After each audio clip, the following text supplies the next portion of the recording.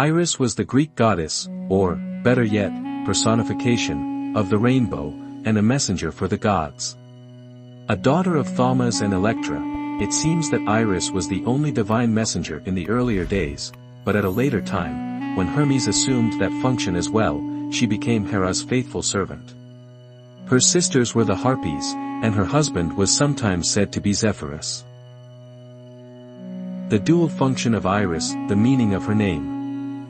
Iris was both a personification of the rainbow and a divine messenger.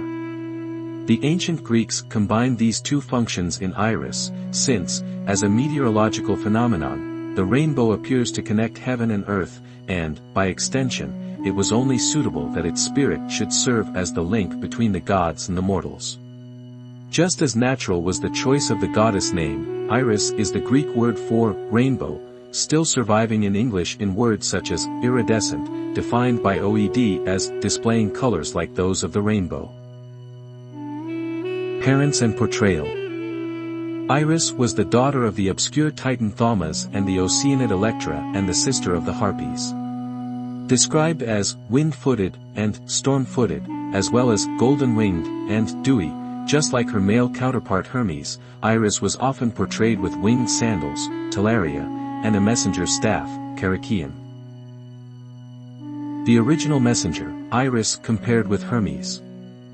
Interestingly enough, even though Hermes ended up being the more famous one of the two messengers, it seems that it was Iris who monopolized the function in the earlier days.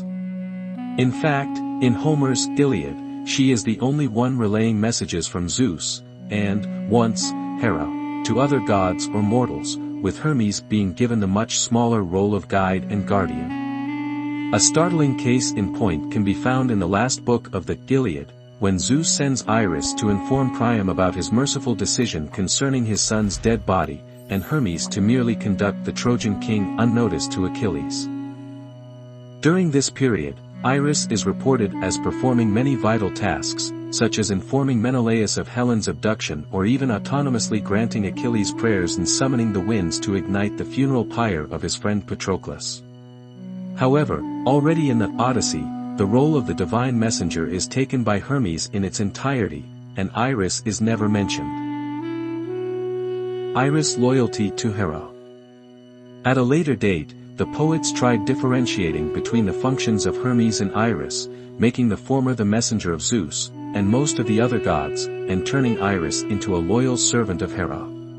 Callimachus, a Greek polymath of the 3rd century BC, goes so far as to even compare Iris to a hunting hound of Hera, in that she was always seated by Hera's throne and her ears were erect at all times to receive her calls.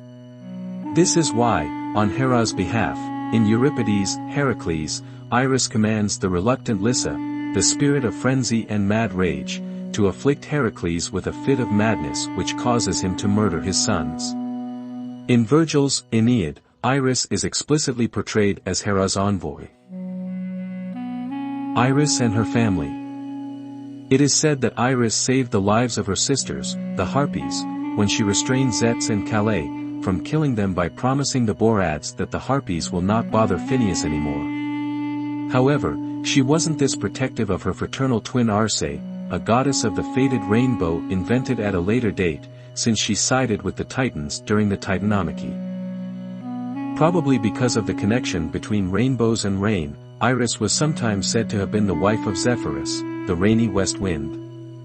Some even say that she bore him none less than Eros, but if they did have a son, it was most probably just Pothos, one of the Erotes.